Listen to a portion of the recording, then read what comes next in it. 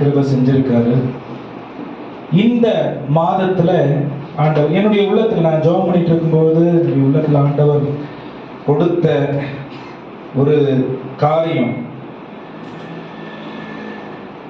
இந்த வசனத்தை வாசிக்க ரொம்ப தெரிஞ்ச ஒரு வசனம், ரொம்ப ஒரு முக்கியமான சத்தியம் இருக்கு.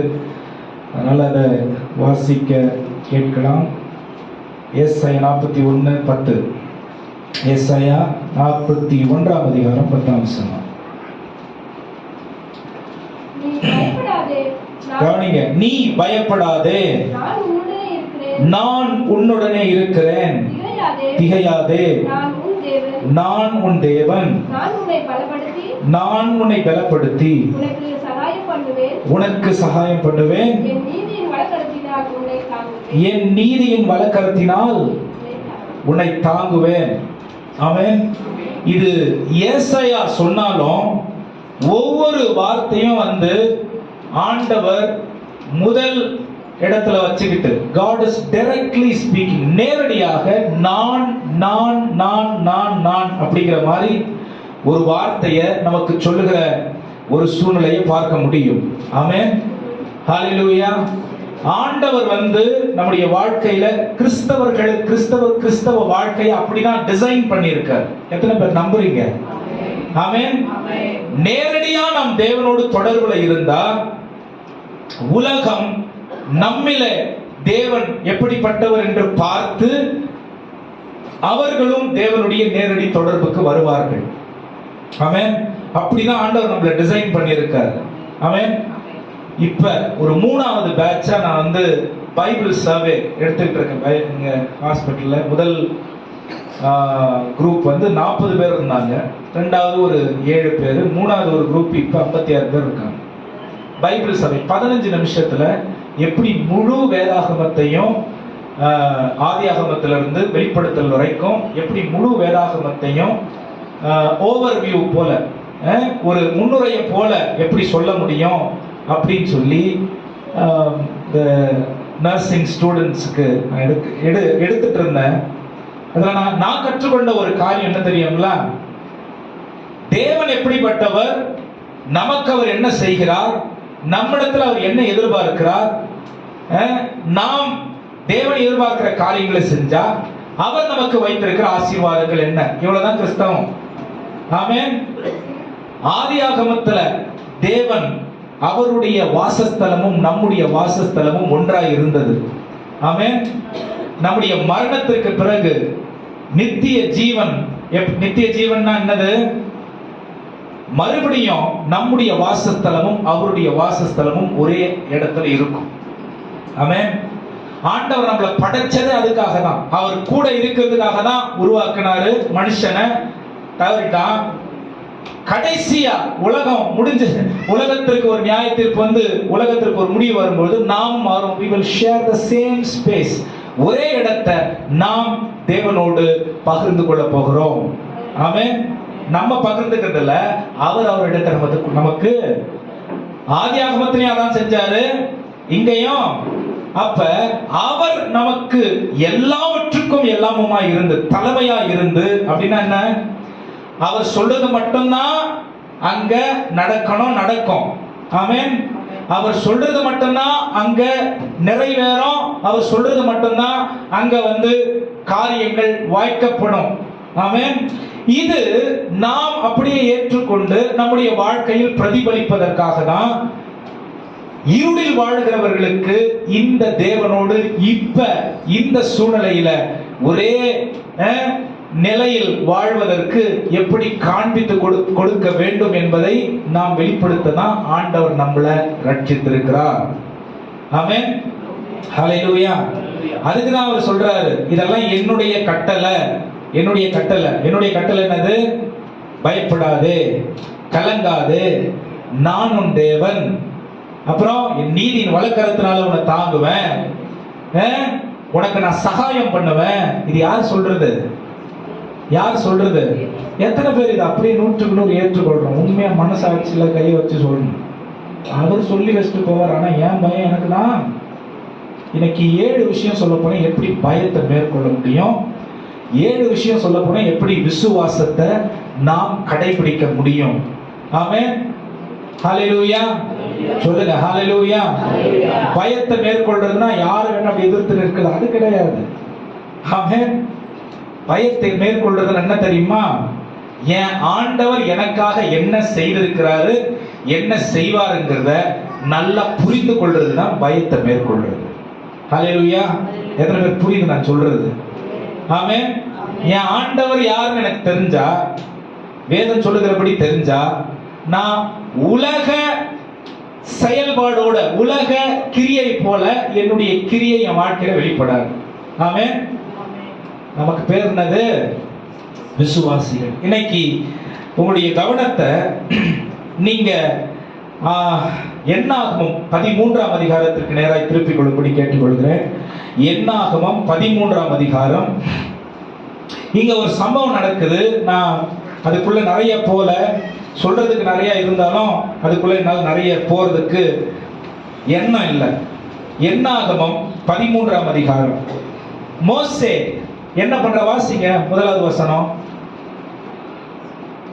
13ஆம் அதிகாரம் முதலாவது வசனம் சத்தமா வாசிங்க. கர்த்தர் மோசேயை நோக்கி. ஆமென். ஹalleluya.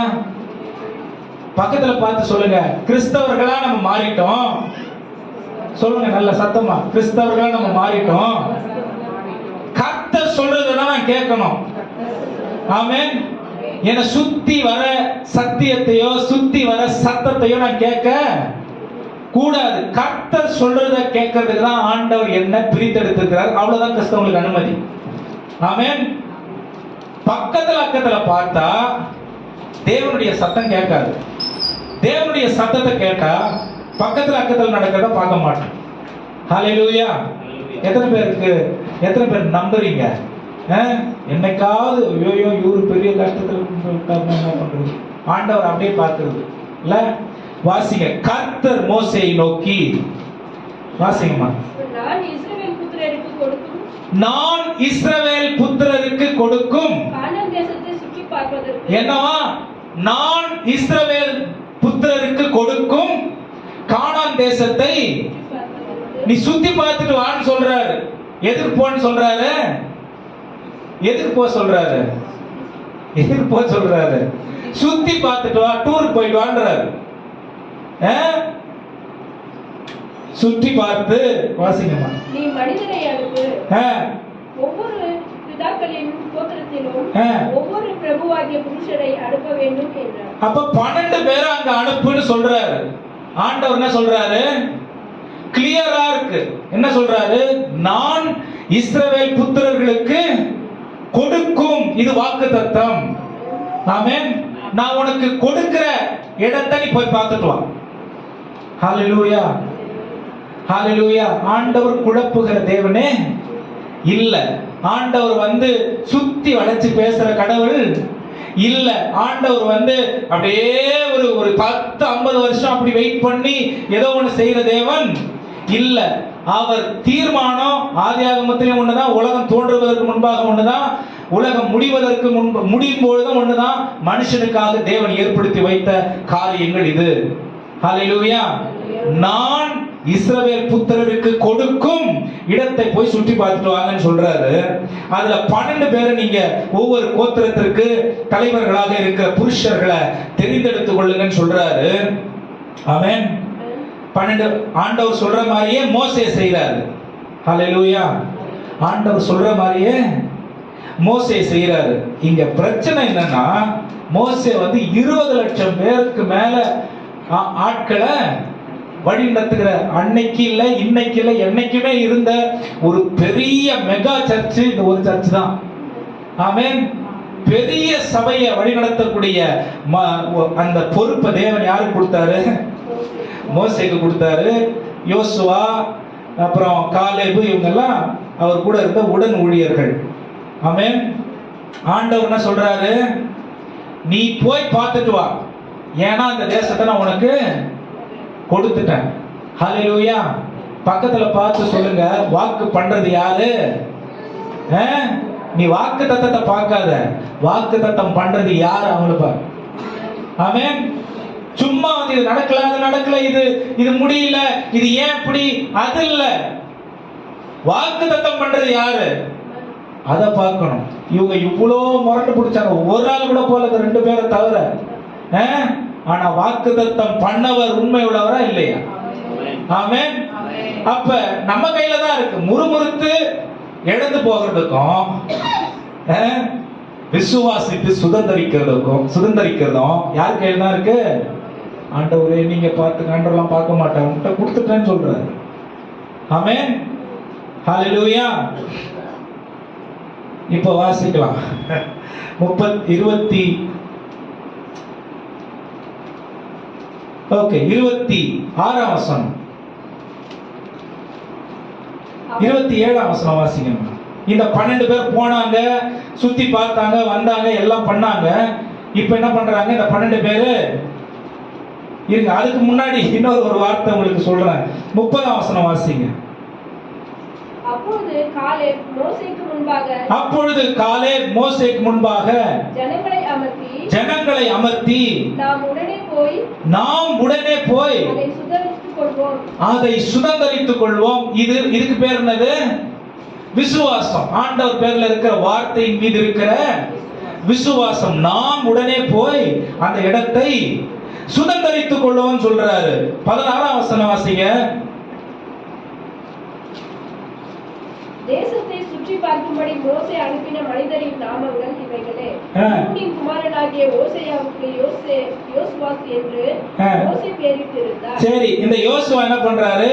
போயிட்டு என்ன பண்றாருன்னா, இவரும் சொல்றாரு, ஆண்டவர் நமக்கு எல்லாத்தையும் கொடுத்துட்டாரு. ஹல்லேலூயா. ஆண்டவர் சொன்ன வார்த்தைய நாம் பாருங்க, வார்த்தை விதையா இருக்கிறது. அது இதயத்தில் விதைக்கப்பட்டு சிந்தையில் வளர்ந்து பார்வையில் பழுகி பெருகி வார்த்தையாய் மறுபடியும் கனி கொடுக்கிறதா இருக்கும். ஆமென். ஆண்டவருடைய வார்த்தை எப்படி வேலை செய்யும் நம்ம வாழ்க்கையில சொல்றேன் பாருங்க. விதையா இதயத்துல விழுந்து சிந்தையில வளர்ந்து பார்வையில பெருகி வார்த்தையா கனி கொடுக்கணும். ஆமென். அப்படிதான் ஆண்டவர் நமக்கு ஆசீர்வாதங்களை சுதந்தரித்துக்கிறதுக்கு வழி வச்சிருக்காரு. ஆமென். ஆண்டவருடைய வார்த்தை சொல்லாம அறிக்கையிடாம சுதந்தரித்துக் கொள்ள முடியாது. ஆமென். ஹல்லேலூயா. மற்ற 10 பேர் என்ன பண்றாங்கன்னா பாருங்க, 10 பேரு 20 லட்சம் பேருக்குள்ள இருக்கிற 20 லட்சம் பேருக்கு என்ன பண்ணிட்டாங்க? பயத்தை உருவாக்கிட்டாங்க. 10 பேர் பேசுற பேச்சு, 2 பேர் பேசுற பேச்சு வந்து என்ன சொன்னாங்க? சும்மா உட்காரு, ஆண்டவர் கொடுத்துட்டாரு, விரைவாய் போய் தீவிரித்து போய் என்ன பண்ணலாம், அதை நம்ம சுதந்தரித்துக் கொள்ளலாம்னு சொல்லி காலேப் சொல்றான். ஆமென். அப்புறம் யோசுவாவும் என்ன சொல்றாரு? இல்ல, நம்ம சுதந்தரித்துக் கொள்ள முடியும், ஏன்னா ஆண்டவர் நமக்கு இதை கொடுத்துட்டாரு அப்படின்னு. இவங்க 2 பேர் உண்மை முத்தம் உள்ள ஊழியக்காரர்கள். இதை நான் பேசும் பொழுதே நம்ம சபையை மனசுல வச்சுக்கிட்டே பேசுங்க. ஆமென். மேடையில இருந்து ஒரு வார்த்தை வருதா, அந்த வார்த்தை தேவனிடத்துல இருந்து வருதா, அந்த வார்த்தையில ஒவ்வொரு விசுவாசிகளும் நிற்கணும். ஏன்னா இந்த வார்த்தை தான் பயத்தை அச்சத்தை கொடுக்கிறதுக்கு காரணமா இருக்கும். இந்த வார்த்தை தான் கட்டி விசுவாசத்தை எழுப்பி நிறுத்துவதற்கு காரணமா இருக்கும். எத்தனை பேர் புரியுது நான் சொல்றது? ஆமென். ஒரே நேர்கோட்டுல நம்ம நிக்கணும்னா தரிசனத்தில் நிற்க வேண்டிய நிலையில இருக்க வேண்டியதா இருக்கு. பாருங்க, தலைமைத்துவத்தில் இருக்கிற 10 தலைமைத்துவத்தில் இருக்கிற அந்த கோத்திரங்களை இது பண்றவங்க என்ன பண்றாங்கன்னா, வாசிங்க 14ஆம் அதிகாரம் 1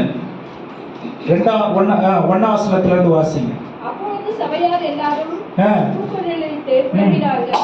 ஜனங்கள் அன்று ராமுழுதும் அழுது கொண்டிருந்தார்கள். இஸ்ரவேல் புத்திரர் எல்லாரும் மோசேக்கும் ஆரோனுக்கும் விரோதமாக முறுமுறுத்தார்கள். சபையார் எல்லாரும் அவர்களை நோக்கி, எகிப்து தேசத்திலே செத்து போனோமானால் நலமாயிருக்கும், இந்த வனாந்தரத்திலே நாங்கள் செத்தாலும் நலம். என்ன சொல்றாங்க இவங்க? இன்னும் போய் பார்க்கல, அந்த சுதந்திரித்துக் கொள்ள வேண்டிய இடத்துல எப்படி இருக்கு ஏதா இருக்குன்னு தெரியாது. 10 பேர் வந்து என்ன சொன்னாங்களோ அதை தான் வந்து இவங்க கேட்டுட்டு முடிவே பண்ணிட்டாங்க. என்ன முடிவு பண்ணிட்டாங்க? அங்க இருக்கிறவங்க பெரிய பெரியவங்களா இருப்பாங்க. ஏன் ஆண்டவர் அந்த மாதிரி பெரிய பெரிய ராட்சதர்கள் அங்க வச்சாரு? ஏன் ஆண்டவர் பெரிய பெரிய ஆட்களை வச்சாரு? நான் சொல்றது 32 33 வசனத்துல இருக்கு. ஏன் ஆண்டவர் பெரிய பெரிய ஆட்களை வச்சாரு? அந்த இடத்தை இவர்களுக்காக பாதுகாக்கிறதுக்காக வச்சார். ஆமென். இவங்க சுதந்திரிக்கிறதுக்கு இல்ல, அங்க இருந்த பெரிய பெரிய பயங்கர திடகாத்திரமா இருக்கிறவங்க அனுபவிக்கிறதுக்கு இல்ல. பெரிய பெரிய ஆளா இருந்தா வேற ஒருத்தன் உள்ள வர மாட்டான். இந்த இஸ்ரவேலர்களுக்கு இந்த இடத்தை பாதுகாப்பா வைக்கிறதுக்காக இந்த ஆட்களை ஆண்டவர் வச்சிருந்தார். ஆண்டவர் சொல்றாரு, இவங்களுடைய பாவம் பெருசாயிரும், இந்த தேசத்தை உங்களுக்கு நான் கொடுத்துட்டேன், நீங்க உள்ள வரும்போது அவங்கள துரத்தி விட்டுருவேன். ஆமென். இது தேவனுடைய செயல். ஹல்லேலூயா. இது தேவனுடைய செயல். நமக்காக தேவன் வைத்திருக்கிற காரியத்தை யாருமே என்ன பண்ண முடியாது? சொல்லுங்க, யாருமே என்ன பண்ண முடியாது? நினைச்சு கூட பார்க்க முடியாது. நீ தொடர்ந்து எடுக்கிறது ரெண்டாவது வச்சுக்கலாம், நினைச்சு கூட பார்க்க முடியாது. ஏன்னா தேவன் ஒரு காரியத்தை வாக்கு பண்ணார்னா அதை வழி ஆயத்தப்படுத்தி சுதந்திரிக்கிற வரைக்கும் செயல்படுறது அவர் வேலை. ஆமென். செயல்படுறது அவர் வேலை. அப்ப சின்னதா இருக்கட்டும், பெருசா இருக்கட்டும், குடும்பமா இருக்கட்டும், சபையா இருக்கட்டும், எதிர்காலமா இருக்கட்டும், வேலையா இருக்கட்டும், தேவையா இருக்கட்டும், பணமா இருக்கட்டும், தேவன் நம்மோடு கூட இருந்து ஒரு காரியத்தை சொல்லி அவர் செய்யறன்னு சொன்னா, ஆமென், விசுவாசிக்கிறத தவிர வேற எதுவும் பண்ணக்கூடாது. ஆமென். விசுவாசத்திற்கு விரோதமானது எது? பயம். விசுவாசிக்கிறது தவிர வேற எதுவுமே பண்ண. ராட்சதர்களா இருக்கிறாங்க, 9 அடி இருக்காங்க. நாங்க வாசிங்க அந்த வசனம், 33 வசனம் வாசிங்க. அங்கே ராட்சத பிறவியான ஏனாக்கின் குமாரனாகிய ராட்சதரையும் நாங்கள் எங்கள் பார்வைக்கு வெட்டுக்கிளிகளை போல. எப்படி இருக்குது? அவங்க ராட்சதர்களா இருக்கிறாங்க. இவங்களே சொல்றாங்க ஒரு புது பிரசங்கம். என்ன பிரசங்கம்? நாங்கள் அவர்கள் பார்வைக்கு வெட்டுக்கிளிகளை போல, அவர்கள் பார்வைகளுக்கு ராட்சதர்களா இருக்கு, எங்கள் பார்வைகளுக்கு அவர் ராட்சதர்களா இருக்காங்க. அவர்கள் பார்வைகளுக்கு நாங்க, அவங்க சொன்னாங்களா? அவங்க ஏன் பார்வைக்கு வெட்டுக்கிளியா இருக்கிறீங்க நீங்க? என்ன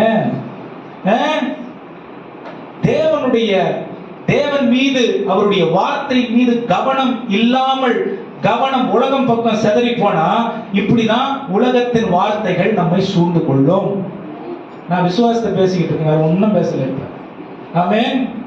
கிறிஸ்தவர்கள் விசுவாசிகள் என்று ஒரு காரணத்தோட தான் அழைக்கப்படுறாங்க. ஆமென்.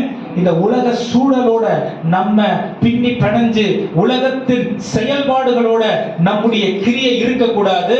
தேவன் ஏற்கனவே நமக்காக ஏற்படுத்தி வைத்திருக்கிற காரியங்களை செயல்படுத்துவது அவருடைய வேலையா இருக்கிறது. அவர் சொல்ல நாம் அவர் பின்னாடி போறது மட்டும்தான் நம்ம வேலைங்கிறத நாம் தெளிவாய் புரிந்து கொள்ள வேண்டும். ஆமென். எங்கள் பார்வைகளுக்கு, அவர்கள் பார்வைகளுக்கு நாங்கள் நாங்க சின்ன கூட்டாங்க, மைனாரிட்டி, நாங்க 4 பேர் இருக்கு, எங்களால என்ன முடியும்? ஆமென். ஆதாம் ஏவாளை வச்சுதான் முழு உலகத்தையும் ஆண்டவர் வந்து பழுகி பெருக செய்தார். ஆமென். பாவம் வந்துருச்சு, அதுக்கு தண்டனை வந்துருச்சு, எல்லாம் வந்துருச்சு. அவர் வாக்கு தத்தம் மாறல. ஆமென். ஆதாமுக்கு கொடுத்தாரு, அவன் மாறிட்டான், வாக்கு தத்தம் மாறல. அதே வாக்கு தத்தத்தை நோவாக்கு கொடுக்கிறாரு, அவன் மாறிட்டான், வாக்கு தத்தம் மாறல. அதே வார்த்தைய ஆபிரகாமுக்கு கொடுக்கிறாரு, அவன் மாறல, அவன் மாறினான். ஆமென். ஆண்டவர் எங்கேயுமே இந்த ஆபிரகாம தீமையா வெளிப்படுத்தவே இல்லை. நீங்க எபிரேயர்ல வாசிச்சு பாருங்க, எபிரேயர் நீங்க வாசிச்சு பாருங்க. அவன் வந்து தன்னுடைய சுயநலத்துக்காக உயிருக்கு பயந்து எல்லாம் இருந்துச்சு. ஆனா விசுவாசத்தின் தகப்பன் என்றே தேவன் அவனை கண்டபடியினாலே அதையே மையப்படுத்தி அதாவது எபிரேயர்ல விசுவாசத்தின் தகப்பனாகவே காட்டுறாரு. ஆமென். ஆண்டவர் நம்மளை காட்ட நினைக்கிறத தூர வச்சுட்டு நம்ம வேற ஒன்ன காட்டணும் நினைக்க கூடாது. எத்தனை பேர் புரியுது நான் சொல்றது? ஆமென். ஆண்டவர் சொல்றாரு, நீ சுதந்திரவாளி. You are more than a conqueror. நீ சுதந்திரவாளி. அவன் சொல்றான், ஐயோ நான் அவன் பார்வைக்கு வெட்டுக்கிளி மாதிரி இருக்கேன். ஆமென்.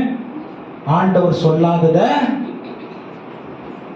இவங்க இத சொன்ன உடனே 20 லட்சம் பேரும் பயந்துட்டாங்க. பயந்துட்டு என்ன பண்றாங்க தெரியுமா?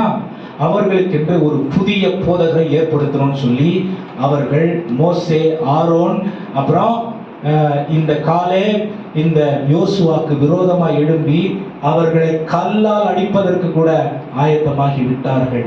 தீய காரியங்களை பரப்பி விடுவது தேவனுடைய மனிதர்களுக்கும் ஆபத்தான ஒன்றாய் மாறிவிடுவதற்கு காரணமா இருக்கும். எங்கெங்க இருக்குது அப்படின்னு கேட்குறீங்களா? கல்லால் அடிப்பதற்கு அவர்கள் ஆயத்தமாகி விட்டார்கள் என்று வேதத்திலே வாசிக்க முடியும். ஹல்லேலூயா சொல்லுங்க, ஹல்லேலூயா சொல்லுங்க, ஹல்லேலூயா. ஆமென். அப்ப வாசிங்க, நாம் 3வது வசனம் 14:3. நாங்கள் பட்டயத்தால் மடியும்படிக்கும் எங்கள் பிரஜைகளும் பிள்ளைகளும் கொள்ளையாடும்படிக்கும் கர்த்தர் எங்களை இந்த தேசத்துக்கு கொண்டு வந்தது என்ன? ஆண்டவர் என்ன சொல்றாரு? நீங்க போய் நான் உங்களுக்கு கொடுக்கும் தேசத்தை சுதந்தரித்துக் கொள்வது, அதாவது சுதந்தரிக்க நான் உங்களுக்கு கொடுக்கிற தேசத்தை நீங்க சுத்தி பாருங்கன்னு சொல்றாரு. இவங்க என்ன சொல்றாங்க? ஆண்டவர் வந்து என் பிள்ளைங்க என் குடும்பத்தையும் வந்து கொல்றதுக்கு, இந்த வணங்குறதுக்கு எப்படிப்பட்ட ஒரு மனநிலை பாருங்க. உலகத்தின் மனநிலை எப்படிப்பட்டது, தேவனுடைய மனசு ஜனங்கள் மீது எப்படிப்பட்டதா இருக்கு பாருங்க. ஆமென். தொடர்ந்து வாசிங்க. ஒரு புது பாஸ்டர் ஏற்படுத்திக்கிறாங்க பாருங்க. இவங்களுக்கு எகிப்துக்கு திரும்பி போகிறது எங்களுக்கு அப்படின்னா இந்த கிறிஸ்தவம் எல்லாம் வேணாம், இந்த ஆண்டவர் எல்லாம் பிடிச்சி நம்ம எதுக்கு ஜெபம் பண்ணிட்டு, எதுக்கு விசுவாசிச்சுக்கிட்டு, எதுக்கு நான் வந்து அப்படியே கட்டுப்பாட வாழறது, உலகத்துக்கு போயிடலாம். எகிப்துனா என்னது? உலகம். என் இஷ்டத்துக்கு நான் வாழலாம், நான் என்ன வேணா பண்ணலாம், நான் நினைக்கிறத செய்யலாம், யாரும் என்ன கேட்க மாட்டாங்க. தொடர்ந்து வாசிங்க. பின்பு அவர்கள் நாம் ஒரு தலைவரை ஏற்படுத்திக் கொண்டு, புது பாஸ்டர் தான், நாம் ஒரு தலைவரை ஏற்படுத்திக் கொண்டு எகிப்துக்கு ஆண்டவர் செய்த அற்புதங்களை பார்க்கல, ஆண்டவர் போஷித்த அதிசயமான விதத்தை பார்க்கல, ஆண்டவர் அவருடைய வாழ்க்கையில பாராட்டி வந்த மேக ஸ்தம்பமும் அக்கினி ஸ்தம்பத்தையும் பார்க்கல, அவர்களுடைய எதிரிகளை தேவன் இவர்களுக்கு ஜெயத்தை கொடுத்ததை பார்க்கல, எரிகோ மதில்கள் இடிந்து போனதை பார்க்கல, தேவன் கொடுத்த எந்த ஆசீர்வாதங்களையும் கண்ணுக்கு தெரியல. இங்க என்னதான் தெரியுது? 10 பேரு 9 அடி ஒருத்தன் வளர்ந்துருக்காங்க. அந்த ஊருக்கு நம்ம போனா என்ன போய் கூட பார்க்கல, எதுவுமே தெரியாது. 10 பேர் வந்து தேவனுடைய வாக்கு தத்தத்துக்கு விரோதமாய் பரப்பி விட்ட செய்தி அவ்வளவு பாதிப்பாயிருச்சு. ஆனா இந்த பாதிப்பு எந்த அளவுக்கு கொண்டு போயிடுச்சு? என் சந்ததி ஆண்டவர் கொண்டுடுவாரு, அவன் சொன்ன மாதிரி ஆயிடுச்சு. அவன் சொன்ன மாதிரியே நாவின் அதிகாரத்துல ஜீவனும் இருக்கு, மரணமும் இருக்கு. அவன் சொன்ன மாதிரி ஆயிடுச்சு, ஒருத்தனும் போல. ஆமென். ஆனா இவன் சொல்றான், யோசுவா, பாலும் தேனும் ஓடுகிற தேசத்துக்கு தேவன் எங்களை கொண்டு போவாரு. ஆமென். ஹல்லேலூயா. 8ஆம் வசனம் சொல்லுது, ஆண்டவர் நம் மீது இரக்கமா இருக்கிறார், பாலும் தேனும் ஓடுகிற தேசத்திற்கு அவர் நம்மளை கொண்டு போவாரு. இங்க 30ஆம் வசனம் 13ஆம் அதிகாரத்துல சொல்றாரு, காலேப் என்ன சொல்றாரு? நாம் போய் அதை சுதந்தரித்துக் கொள்ளலாம். இவங்க 2 பேர் தான் போனாங்க. ஆமென். இவங்க 2 பேர் தான் தேவனுடைய வார்த்தையை கேட்டதுனால போனாங்க. மற்ற 10 பேரும் அவர்களுடைய எல்லா சந்ததிகளும், அவர்களுடைய குலம் கோத்திரம் மொத்தம் இந்த வார்த்தையை கேட்டு இந்த வார்த்தையை ஊழியர்களுக்கு விரோதமாக உபயோகப்படுத்தினதுனால போல. ஆமென். ஒன்னு சொல்லட்டுமா? ஊழியர்களுக்கு விரோதமா இல்ல, ஆண்டவர் வார்த்தையை கேவலப்படுத்தினதுனால போல. அவ்வளவுதான். ஆமென். ஆண்டவருடைய வார்த்தைக்கு அவ்வளவு வல்லமை இருக்கு. ஆண்டவருடைய வார்த்தைக்கு அவ்வளவு வல்லமை இருக்கு. ஏன் அற்புதங்கள் அடையாளங்கள் நம்ம மாதிரி சாதாரணமான ஆட்கள் மூலமா நடக்குது? ஏன் நடக்குது? தேவனுடைய வார்த்தைக்கு வல்லமை இருக்கிறது. ஆமென். அவர் அது யார வேணாலும் பயன்படுத்த முடியும். உங்களை என்னையும் பயன்படுத்த முடியும். அன்னைக்கு முடியும், இன்னைக்கு முடியும். ஆமென். சொல்லுங்க ஹல்லேலூயா. விசுவாசம் தான் ஆயுதம். ஹல்லேலூயா. சொல்லுங்க ஹல்லேலூயா. இப்படி சொல்றாங்க. சொல்லிட்டு என்ன நடக்குது அப்படின்னா, யாரும் அதாவது இந்த பயந்தவர்களுடைய நிலைமை மோசமா மாறுது. ஒரு வசனம் மட்டும் வாசிச்சுட்டு நாம் தொடர்ந்து நம்ம கேட்கலாம். 20ஆம் அதிகாரம், உபாகமம் 20ஆம் அதிகாரம்,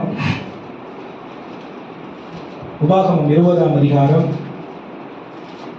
1ஆம் வசனம் 2ஆம் வசனம் வாசிங்க. ஒரு காரியத்தை நாம் ஆரம்பிக்கிறதுக்கு முன்னாடி எப்படிப்பட்ட வார்த்தையை பேசணும், ஒரு காரியத்தை நம்ம ஆரம்பிக்கிறதுக்கு முன்னாடி என்ன செய்யணும் அப்படிங்கிறத தேவன் நமக்கு கற்றுக் கொடுக்கிற ஒரு பாடம். வாசிங்க. நீ உன் சத்துருக்களுக்கு எதிராக யுத்தம் செய்ய புறப்பட்டு போகையில் குதிரைகளையும் ரதங்களையும் உன்னிலும் பெரிய கூட்டமாகிய ஜனங்களையும் கண்டால், இங்க பாருங்க, குதிரைகளையும் ரதங்களையும் உன்னிலும் பெரிய கூட்டமாகிய ஜனங்களை கண்டால் அவர்களுக்கு பயப்படாயாக. என்ன பண்ணணும்? அவர்களுக்கு பயப்படாத. ஆண்டவர் சொல்றார், பயப்படாத. அப்புறம் உன்னை எகிப்து தேசத்திலிருந்து புறப்பட பண்ணின உன் தேவனாகிய கர்த்தர் உன்னோடு இருக்கிறார். உன்னை எகிப்து தேசத்திலிருந்து புறப்பட பண்ணின உன்னுடைய தேவனாகிய கர்த்தர் இந்த வருஷம் முழுவதும், இந்த மாசம் முழுவதும் இதை நீங்க பார்க்கணும். எகிப்திலிருந்து புறப்பட பண்ணின உன்னுடைய தேவனாகிய கர்த்தர் உன்னோடு கூட இருக்கிறத நீங்க பார்க்கணும். ஆமென். பயப்படக்கூடாது, எதுக்கும் கவலைப்படக்கூடாது, எதுக்கு அஞ்சக்கூடாது, எதுக்கும் தயங்கக்கூடாது, எதுக்கும் குழம்பக்கூடாது. ஹல்லேலூயா. ஏன்னா புறப்பட பண்ணினவர், அவர் சுதந்திரமாய் கொடுக்கிறவர், அவர் வாக்குத்தத்தத்தை நிறைவேற்றுகிறவர், அவர். ஹல்லேலூயா. இது மட்டும் போதாது, இதுக்கு கீழே தான் முக்கியமானது ஒண்ணு வருது. அது கவனிக்க வேண்டியது இருக்கு. வாசிங்க. நீங்கள் யுத்தம் செய்ய தொடங்கும் எந்த ஒரு காரியத்தை நீங்க தொடங்கினாலும், ஆமென், வாசிங்க. ஆசாரியன் சேர்ந்து வந்து ஜனங்களிடத்தில் பேசி, இஸ்ரவேலரே கேளுங்கள், இன்று உன் சத்துருக்களுடனே யுத்தம் செய்ய போகிறீர்கள். உங்கள் இதயம் துவள வேண்டாம்.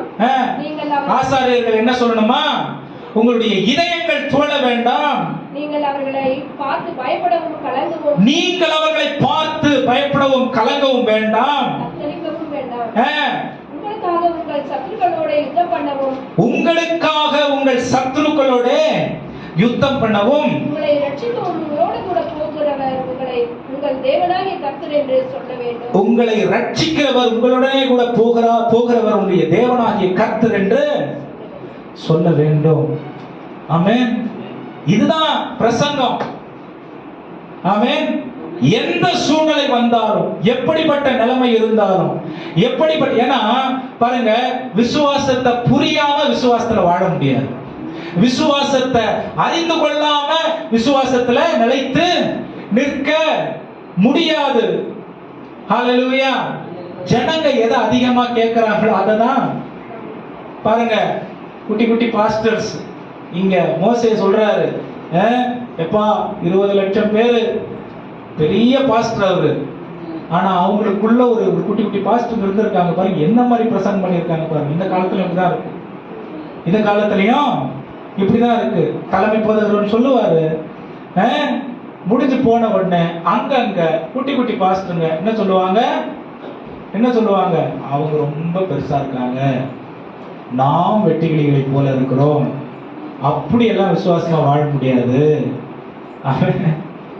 ஹல்லேலூயா.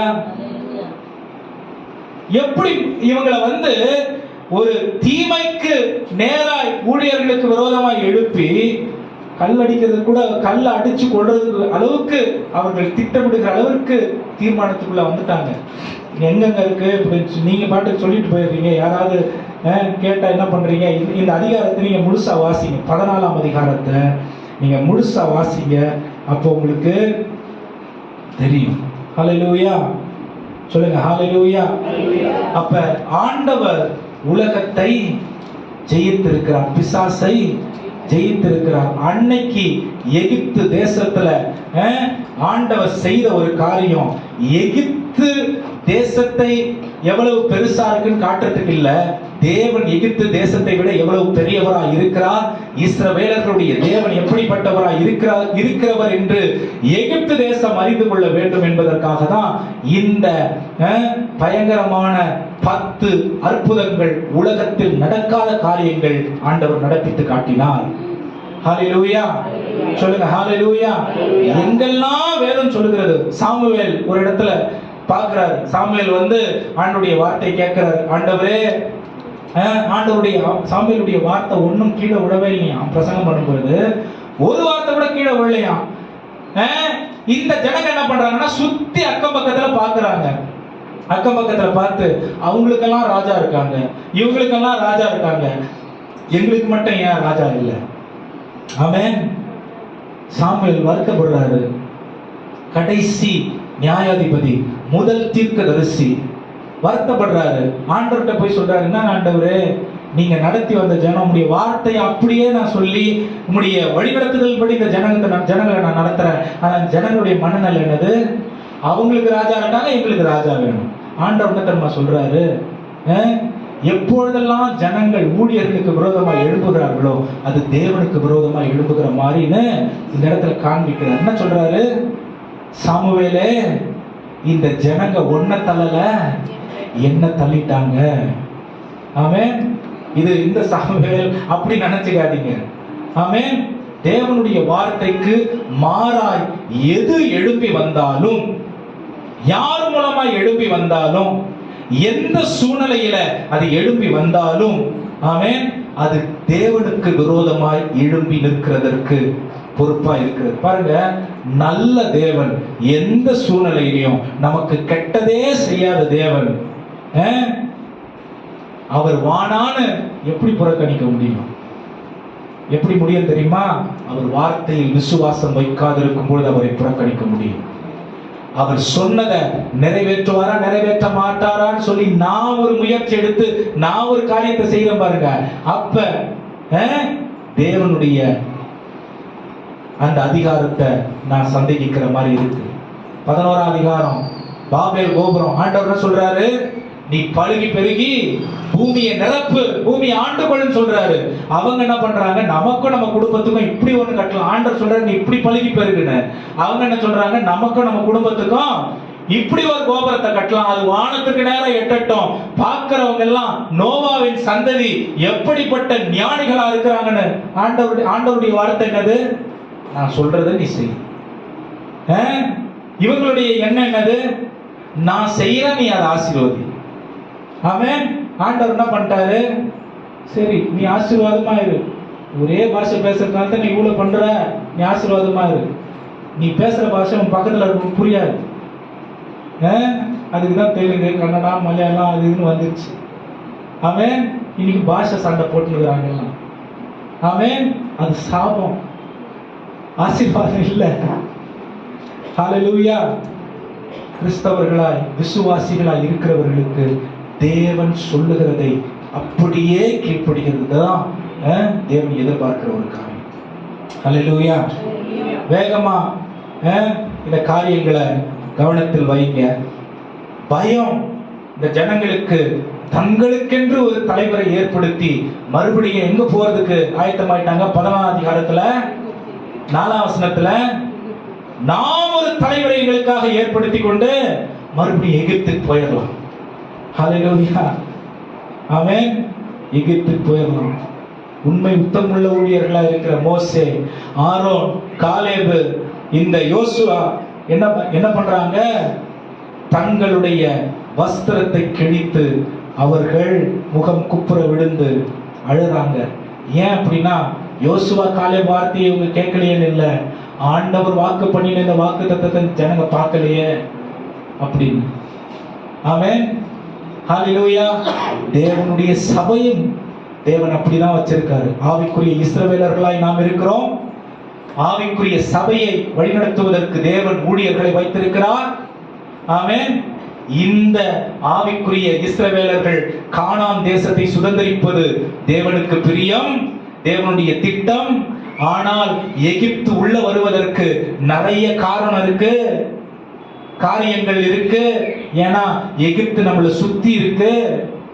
ஆமென். தீர்மானம் எப்ப எங்க இருந்து வரணும்? நான் தேவனை பின்பற்றுகிறேனா, தேவனுடைய வார்த்தையை பின்பற்றுகிறேனா, தேவனுடைய தேவன் என் மீது வைத்திருக்கிற மோசே, யோசுவா, காலேபு பின்பற்றனா, இல்ல உலகத்தில் எழும்புகிற சத்தத்தை கேட்டு பயந்து குழம்பி போகிறனா? ஆமென். ஹல்லேலூயா சொல்லுங்க. ஹல்லேலூயா. ஆண்டவர் இவங்களை எகிப்தை விட்டு வெளியே கொண்டு வந்தாரு. ஆனா இவங்களுக்குள்ள இருக்கிற எகிப்தை ஆண்டவரால வெளியே கொண்டு வர முடியும். ஆமென். அன்னைக்கு ஒரே நாள்ல பார்வோன் அவனுடைய சேனையும் எகிப்துல செத்து போனாங்க. எகிப்துல இருந்து வெளியே வரும் பொழுது. ஆமென். 40 வருஷம் இவங்களுக்குள்ள இருந்த எகிப்து வெளியே போவாததுனால வெளியே வந்த 20 லட்சம் பேர் செத்து போயிட்டாங்க. ஆமென். ஹல்லேலூயா சொல்லுங்க. ஹல்லேலூயா. ஆண்டவர் என்ன சொல்றாரு? மனம் புதிதாகிறதுனாலே மறுரூபமாகிறீர்கள் என்று தேவனுடைய வார்த்தை. இந்த மனம் புதிதாகிறது நாம் ஆவிக்குரிய இஸ்ரவேலர்களாய் மாறுவது. ஆமென். இந்த மனம் புதிதாகிறது. உலகத்தில் நாம் வாழ்ந்தாலும் விசுவாச கண்களிலே தேவனுடைய திட்டங்களை பூமியில் செயல்படுத்துவது. இந்த மனம் புதிதாகிறதுனாலே எப்படி மனம் புதிதாகிறது? அவருடைய வார்த்தை நம்முடைய பாதைக்கு தீபமும் நம்முடைய கால்களுக்கு தீபமும் பாதைக்கு வெளிச்சமாய் இருக்கிறதுனால. ஆமென். இந்த மனம் எப்படி புதிதாகிறது அப்படின்னா, கர்த்தருக்கு பயப்படுதலே ஞானத்தின் ஆரம்பம். இந்த மனது எப்படி புதிதாகிறது அப்படின்னா, கிறிஸ்து சொல்றாரு 11:28 மத்தேயுல, வருத்தப்பட்டு பாரம் சுமக்கிற எல்லாரும் இடத்துல வாங்க, நான் உங்களுக்கு இளைப்பாறுதல் தருகிறேன். நான் என்னுடைய சுமை உங்களுக்கு, உங்க சுமையை என்கிட்ட வச்சுட்டு என்னுடைய சுமையை நீங்க எடுத்துங்க. ஏன்னா என்னுடைய சுமை எப்படிப்பட்டதா இருக்கு? லகுவானதுமாய் லேசானதுமாய், ஈஸி அண்ட் லைட். ஆமென். நம்ம என்ன நினைக்கிறோம்? இல்ல நான் கஷ்டப்பட்டு, ஆண்டவர் சொல்றாரு, நீ எதுக்கு தெரியுமா கஷ்டப்படணும்? என் வாக்குத்தத்தத்தை கடைபிடிச்சு வாழ்றதுக்கு நீ கஷ்டப்படு. ஆமென். அதுக்குதான், அதுலதான் ஆசீர்வாதத்தை வச்சிருக்கிறேன் அப்படின்னு ஆண்டவர் சொல்றாரு. ஆமென். ஹல்லேலூயா. 7 காரியம் பயந்தா என்ன நடக்குன்னு சொல்றேன் பாருங்க. முதல்ல குழப்பம் வந்துடும். இது ஆண்டவர் தான் சொன்னாரா, மனுஷன் சொல்றானா? ஆமென்.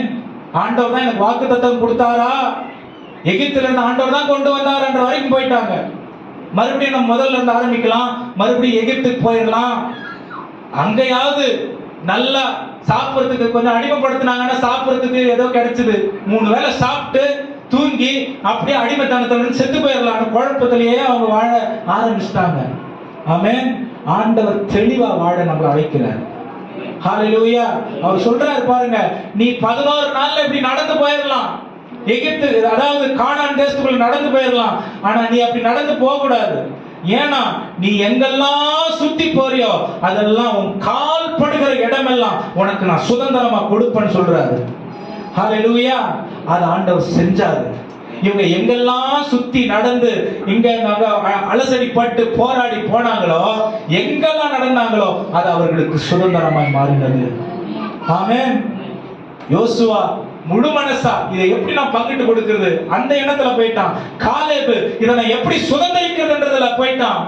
ஏன்னா தேவன் அதை அவங்களுக்கு தந்துட்டாருன்னு அவங்க விசுவாசிச்சாங்க. மற்ற 10 பேரு ஐயோ அவங்க மிதிச்ச கொண்டுருவாங்க நம்மள. ஆமென். உலகத்தில் இருக்கிறவனை பார்க்கிறோம், உன்னில் இருக்கிறவன் தெரியும். இதை நீங்க என்ன சொல்றதுங்க, மறந்துடவே கூடாது. ஹல்லேலூயா. காண்கிறவைகளை விட காணாமல் தேவன் நமக்காக செயல்படுவது அது அதிபயங்கரம். எலிசா முன்னாடி ஒரு சேனை வந்துருச்சு, பயமுறுத்துறாங்க. அப்படியே கூலா இருக்காரு எலிசா. ஏன்? அவர் தேவனுடைய மனுஷங்கிறதுனாலயா?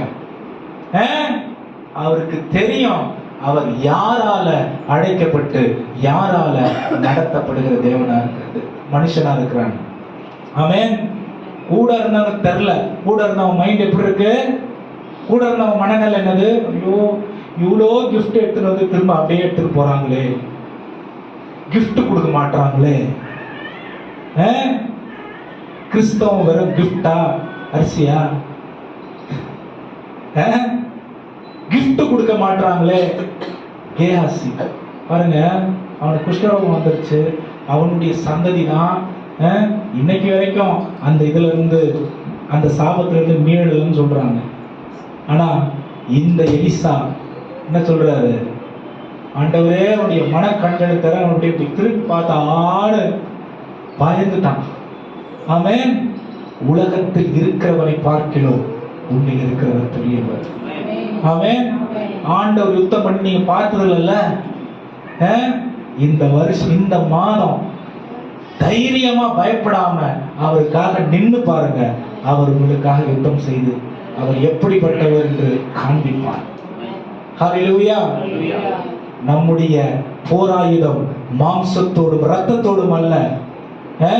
5ஆம் அதிகாரம் எபேசியர்ல வருது, நம்முடைய போராயுதம் மாம்சத்தோடும் இரத்தத்தோடும் அல்ல, அந்தகார லோகாதிபதிகளோடும் பிசாசு அந்த வானமண்டலத்தில் இருக்கிறதான துரைத்தனங்களோடும் அவங்களோட தான் நம்ம போராட்டம். ஆமென். ஹல்லேலூயா. இதெல்லாம் விசுவாசிக்காம வராது. ஆமென். பக்கத்துல பார்த்து சொல்லுங்க, ஜெபத்துல ஒரு விசுவாசம் இருக்கணும். சொல்லுங்க பக்கத்துல பார்த்து. எங்க நான் சொல்றதுக்கே விசுவாசம் இல்ல, எப்படி அதை செயல்படுத்துறது, எப்படி வாழுறது? ஆமென். ஜெபத்துல விசுவாசம் இருக்கணும். முடிவை எதிர்பார்த்து ஜெபம் பண்ணக்கூடாது எப்பவுமே. ஆமென். இது நடக்குமா இல்லையான்னு நினைச்சு ஜெபம் பண்ணக்கூடாது. ஆமென். நான் ஆண்டவர்கிட்ட சொல்லிட்டேன், ஆண்டவர் சிறந்தது எதுவோ அதை எனக்கு செய்வாருங்கிற நிச்சயத்தோடு ஜெபம் பண்ணணும். அதுதான் ஜெபம். ஆமென். பிலிப்பியர் 4ஆம் அதிகாரம் 6ஆம் வசனம் அதுதான் சொல்லுது. என்ன சொல்லுது? நீங்கள் ஒன்றுக்கும் கவலைப்படாமல். எப்படி ஜெபம் பண்ணணுமா? ஒன்றுக்கும் ஜெபம் பண்ணும் போதே நீங்க எப்படி பண்ணக்கூடாது? மிகவும் கவலையோடு இருக்கிற ஆண்டவரே நீ ஜெபம் பண்ணாதன்றார். சிறைச்சாலையில பவுல் என்ன சொல்றாரு? சிறைச்சாலையில நீங்கள் ஒன்றுக்கும் கவலைப்படாமல் என்ன பண்றாரு? ஸ்தோத்திரத்துடனே உங்களுடைய விண்ணப்பங்களை தேவனிடத்துல செலுத்துங்க. நீங்க ஜெபம் பண்ணி அதனுடைய விளைவு ரெண்டா இருக்கும். ஒண்ணு, புத்தி கெட்டாத சமாதானம் உங்களுடைய இதயத்தை ஆட்கொள்ளும். அப்படி உங்களுடைய ஜெபத்துல அந்த ஒரு விளைவு வரலன்னா உங்க ஜெபம் சரியான விசுவாசத்தின் ஜெபம் இல்லை. ரெண்டாவது, உங்களுடைய சந்தோஷம் பூரணப்படும். 16ஆம் அதிகாரம் 24ஆம் வசனம் யோவான் அதுதான் சொல்லுது. நீங்க ஜெபம் பண்ணீங்கன்னா, இதுவரைக்கும் நீங்க கேட்கிற விதத்துல எங்க இடத்துல கேட்கல, நீங்க கேட்டீங்கன்னா உங்களுடைய விசுவாசம் உங்களுடைய சந்தோஷம் பூரணப்படும்படிக்கு இதை நீங்கள் பெற்றுக்கொள்வீர்கள் என்று நிச்சயத்திற்கு அந்த வசனம் சொல்லுது. இப்ப நீங்க ஜெபம் பண்ணீங்க, அதாவது வேதம் ரொம்ப தெளிவா பிளேனா இருக்குங்க. இது ஒன்றும் ரொம்ப குழப்புற ஒரு விஷயம் கிடையாது. ஆமா, ரொம்ப பிளேனா இருக்கு. என்ன சொல்லுது? நீ ஜெபம் பண்ணா உனக்கு புத்தி கெட்டாத சமாதானம் வரணும். நீ ஜெபம் பண்ணியா உனக்கு சந்தோஷம் பூரணப்படணும். ஹல்லேலூயா. சொல்லுங்க ஹல்லேலூயா. முதல்ல குழப்பம் இருக்காது. ஏன்னா விசுவாசம் குழப்புகிறது இல்ல, பயம் குழப்பம். ஆமென். ஹல்லேலூயா. எனக்கு நிறைய வசனங்கள் உதாரணங்கள் வருது, எனக்கு ஞாபகம், எனக்கு எண்ணம் இல்லை. ரெண்டாவது என்ன ஆகும் தெரியுமா? பயம் நிதானத்தை இழக்க பண்ணிடும். பயம் என்ன பண்ணிடும்? நிதானத்தை இழக்க பண்ணிடும். இப்போ ஒரு போன வாரத்துல 10th ரிசல்ட் வந்துச்சு.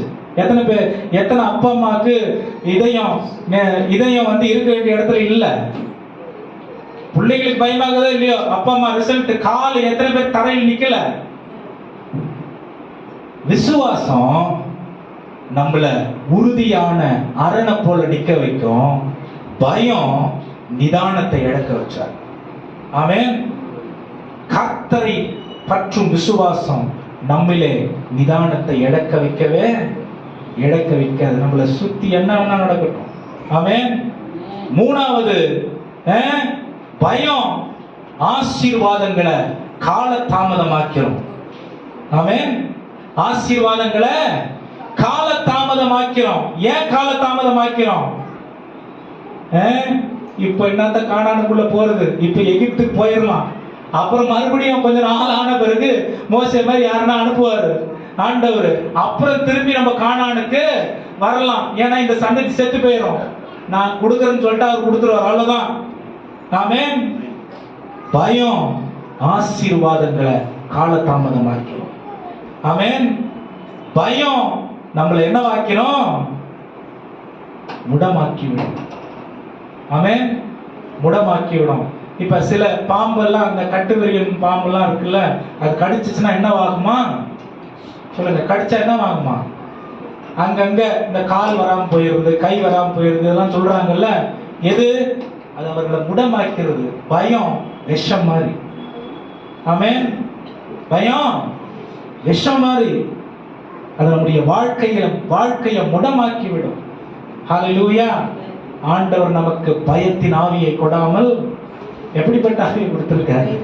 தைரியத்தின் ஆவியும், தைரியமும் தெளிந்த புத்தி உள்ள ஆவி ஆண்டவர் கொடுத்திருக்காரு.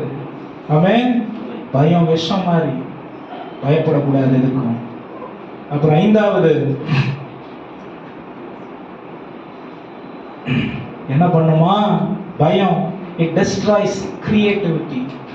விட்டுறலாம், அவ்வளவுதான், முடிஞ்சது அப்படின்ற நிலைமைக்கு கொண்டு வந்துரும். பயம் விட்டுறலாம், 99 அடி முன்னாடி வச்சுட்டு திரும்பி போற எத்தனையோ பேர் நான் பார்த்திருக்கேன். விசுவாசத்தில் ஆண்டவருக்காக வாழ்ந்து திரும்பி போற எத்தனையோ பேரை பார்க்கலாம் முடியுது. வழியே கிடையாது அப்படின்ற நிலைமைக்கு நம்மள கொண்டு வந்துரும். ஹல்லேலூயா, ஹல்லேலூயா. செங்கடலுக்கு முன்னாடி வராங்க இந்த இஸ்ரவேல் ஜனங்களுக்கு, இதே வேலை தான். பின்னாடி திரும்பி பார்க்கறாங்க, ஓ வெளில கொண்டு வந்து எங்களை கொல்ல கொண்டு வந்துட்டார் ஆண்டவர். ஆண்டவரை குறை சொல்றாங்க. ஆண்டவர் என்ன கொல்ல கொண்டு வந்துட்டாரு. ஆண்டவர் கண் இல்லையா, மூக்கு இல்லையா? ஏன் எனக்கு இதெல்லாம் நடக்குது? ஆமென். உன்னை கொண்டு பெரிய காரியங்களை செய்ய அவர் உன் மேல நம்பிக்கை வைக்கிறாரு. அது உனக்கு தெரியல. ஆண்டவர் ஏன் அதை செய்யறாரு? ஆமென். வழியே கிடையாதுங்கிற நிலைமைக்கு கொண்டு வந்துரும். ஆனா ஆண்டவர் நம்ம சொல்றாரு, நீங்கள் சும்மா இருப்பீர்கள், நான் உங்களுக்காக யுத்தம் பண்ணுவேன். ஆண்டவர் சொல்றாரு, நான் உங்களுக்காக யுத்தம் பண்ணுவேன் சொல்றாரு. அப்ப வழி இல்லாத இடத்துல ஆண்டவர் வழி உண்டாக்குகிற தேவனாய் இருக்கிறார். ஹல்லேலூயா. வனாந்தரத்துல வழியையும் அவாந்தரத்துல ஆறுகளையும் உண்டு பண்ணுகிற தேவன் நம்முடைய இந்த மாதத்துல யாரும் பயப்படவே, ஆண்டவருக்கு பயப்படாம இருக்கிறாதீங்க. ஆண்டவருக்கு பயப்படுறது எப்படி? இந்த பயம் கூட ரொம்ப ஒரே வார்த்தை எல்லாத்தையும் ஒன்னா சேர்த்து நம்ம குழப்பிக்கிறோம். தான் பிரச்சனை. கர்த்தருக்கு பயப்படுகிறதுனா என்ன தெரியுமா?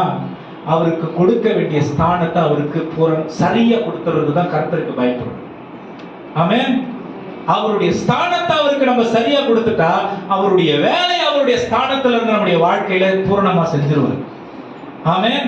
அவருக்கு அவர் ஸ்தானத்தை கொடுக்காம நம்ம அங்க போய் ஏறி உட்கார்ந்துக்கிறதுனாலதான் அவர் செய்யற வேலையை நம்ம செய்யணும்னு நினைக்கிறேன், எல்லாம் தோல்வியா முடிஞ்சு போகுது. ஆமென். கர்த்தருக்கு பயப்படுகிற பயம்னா என்னது? அவருக்கு கொடுக்க வேண்டிய ஸ்தானத்தை அவருக்கு சரியா கொடுத்துறது தான் அவருக்கு பயப்படுகிற பயம். ஆமென்.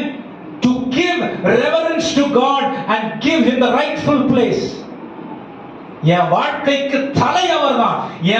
என் இதயத்தின் சிங்காசனத்திற்கு அவர்தான் ராஜா அப்படின்ற உரிய ஸ்தானத்தை அவருக்கு கொடுத்துட்டோம்னு வைங்களேன், இந்த உலகத்துல உள்ள எந்த காரியமும் நம்மளை பயன்படுத்த முடியாது. ஆமென். சொல்லுங்க ஹல்லேலூயா. அப்ப அதுதான் கர்த்தருக்கு பயப்படுகிற பயம். ஆமென். இந்த உலகத்துல யாரா 10 பேர் அடிக்க வரான், ஐயோ அந்த பயத்தை நீங்க கடவுளுக்கு ஒப்பிட்டு பார்க்க கூடாது. ஆமென். அவர் நம்மள ரத்தம் சிந்தி சுதந்திரவாளியா மாற்றி என் புள்ளன்ற அந்த ஸ்தானத்தை நமக்கு கொடுத்திருக்காரு. அப்ப புள்ளன்ற ஸ்தானத்தை அவர் நமக்கு கொடுத்துட்டா அப்பான்ற ஸ்தானத்தை அவருக்கு நம்ம கொடுத்துதான் ஆகணும். ஆமென். எந்த பிள்ளையும் நாளைக்கு நான் என்ன சாப்பிடுவேன்னு யோசிக்காது. ஏன்னா அப்பா பாத்துக்கிறார் எல்லாத்தையும். ஹல்லேலூயா. நாளைக்கு நான் ஃபீஸ் கட்டுவேன்னா இந்த பையனை கேட்டேன், தம்பி எப்படிப்பா ஃபீஸ் கட்டுவேன்னு கேட்டா, என்ன ஃபீஸா? அது என்கிட்ட கேட்கிறேன். ஏன்னா அப்பா அம்மா செய்யற வேலை அது. ஆமென். இதுதான் விசுவாசம். அவருக்கு கொடுக்கிற ஸ்தானம், அவருக்கு பயப்படுகிற பயம். ஹல்லேலூயா. இது வேற அது வேற. உலக பயத்தை தூக்கிட்டு வந்து ஆண்டவர்கிட்ட வைக்க கூடாது. ஆமென். தேவனுக்கு கொடுக்கிற ஸ்தானத்தை நம்ம எடுத்துக்க கூடாது.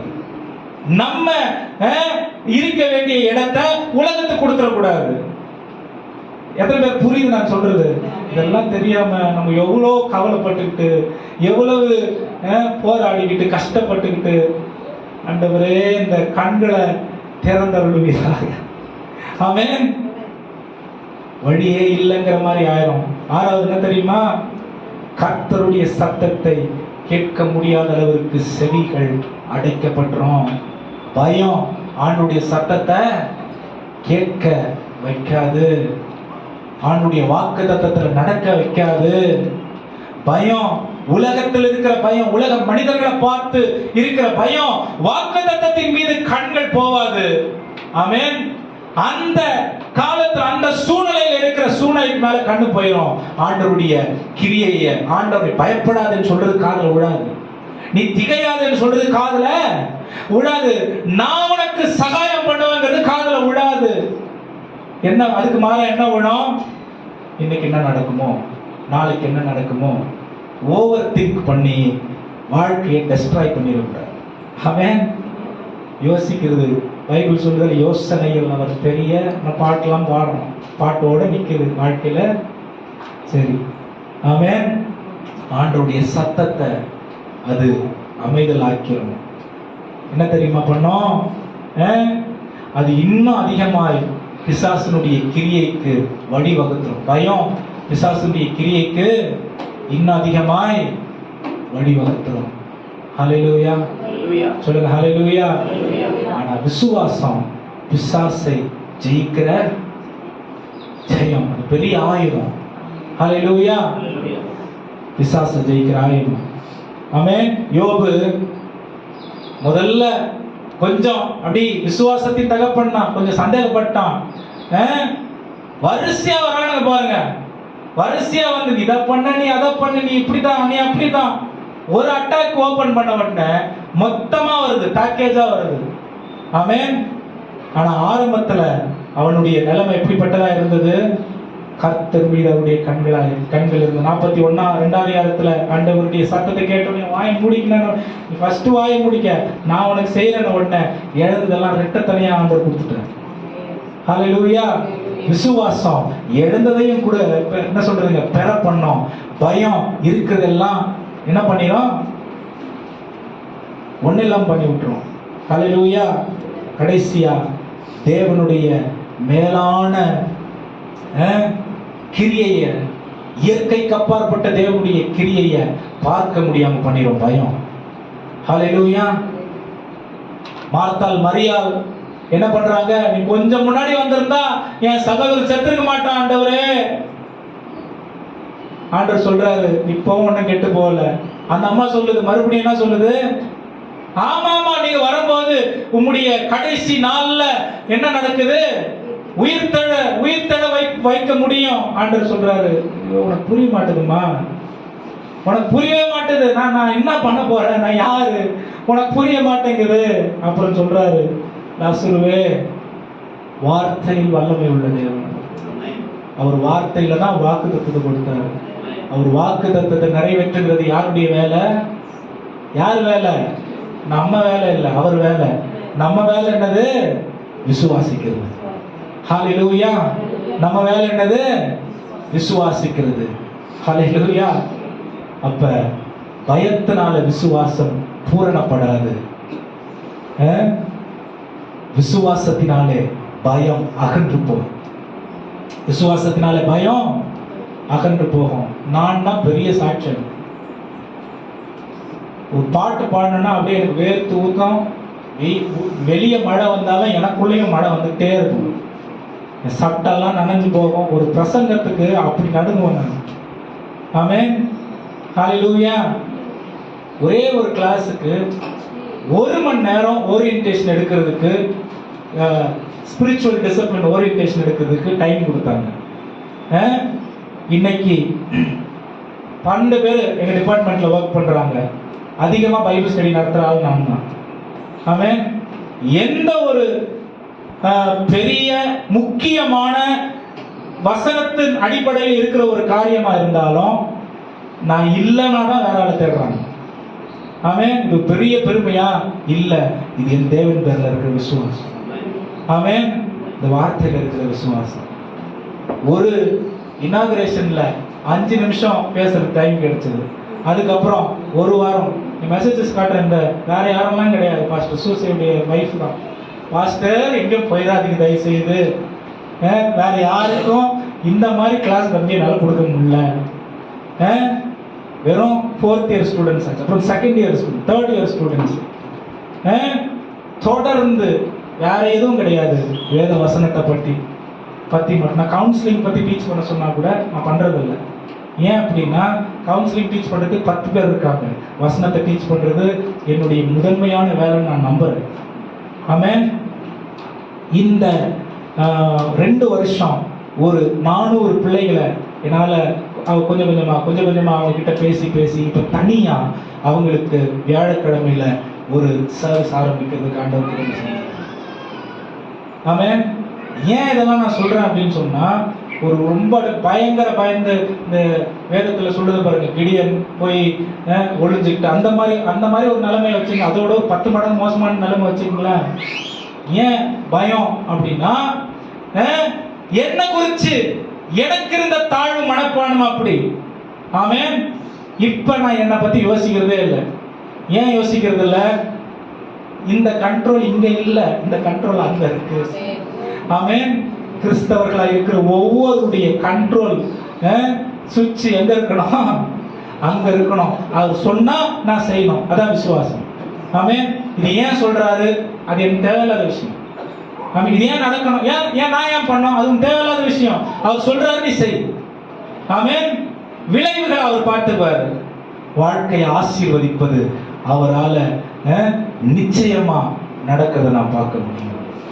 பயப்படாது, திகையாது, கலங்காது. அப்புறம் என்ன சொல்றாரு? 41:10, அவர் எனக்கு சகாயம் பண்ணுகிறவராக இருக்கிறார். எல்லா காரியங்களையும் அவர் நமக்கு செய்கிற தேவனா இருக்கிறார். ஏன் செய்யறாரு? ஏன்னா அவர் தேவன், அவரால் அது முடியும். ஆமென். நான் ஏன் அவரை விசுவாசிக்கணும்? ஏன்னா அவருடைய ரத்தத்தால கழுவப்பட்டிருக்கிறார். அவரால் நடத்தப்படலன்னா எனக்கு வேற நடத்துதல் இந்த உலகத்துல ஆல்டர்னேட் நடத்துதல் இல்லை. ஆமென். தேவனால அன்றி வேற ஒரு தேவனை போல என்னை நடத்துவதற்கு வேற யாரும் இல்லை, வேற எந்த காரியமும் இல்லை. அப்ப அவரால் நான் நடத்தப்படணும், அவ்வளவுதான். இவ்வளவுதாங்க கிறிஸ்தவங்களுக்கு தேவன் எதிர்பார்க்கிறாரு. இது வாழ்றதுக்கு அவ்வளவு கஷ்டப்படுறோம். ஏன்னா உலகத்தின் மீது பார்வை அதிகமாக இருக்கிறதுனால. ஆமென். அப்ப இந்த மாசம், இந்த மே மாசம், அடுத்த வாரம் பெண்கள் மதர்ஸ் டேவா, அடுத்த ஞாயிற்றுக்கிழமை என்னமோ, ஒவ்வொரு காரியத்திலையும் நம்ம முழுக்க தேவனை வெளிப்படுத்தி வாழ உலகம் பார்க்கணும். அப்ப நம்ம முதல்ல சொன்ன சந்தோஷம்னா என்னன்னு நம்மளை பார்த்து தான் உலகம் கத்துக்கணும். இன்னைக்கு காலையில ஆண்டவர் எனக்கு மனசுல என்ன சொல்றாருன்னா, விசுவாசம்னா என்னதுன்றத உலகம் நம்மளை பார்த்து தான், விசுவாசத்தினால் ஆசீர்வாதங்களை சுதந்திரித்துக் கொள்றது என்னன்னு உலகம் நம்மளை பார்த்து தான் கற்றுக்கொள்ள. நம்ம செய்யற ஒவ்வொரு காரியமும் ஜனங்களை, உலகத்தை தேவன் பக்கம் ஈர்க்கணும். நம்ம பக்கம் ஜனங்க ஈர்க்கப்படுறது இல்ல. உலகம், அழிந்து போகிற ஆத்துமாக்கள், நம்ம வட்டாரத்துல வாழுகிற ஜனம், ரட்சிக்கப்படாத சொந்தக்காரவங்க தேவன் பக்கம் ஈர்க்கப்படணும். அப்படிப்பட்ட ஒரு வாழ்க்கையை வாழணும். ஹல்லேலூயா. அதுக்காக தான் தேவன் நம்மளை அழைத்திருக்கிறார். எத்தனை பேர் விசுவாசிக்கிறீங்க?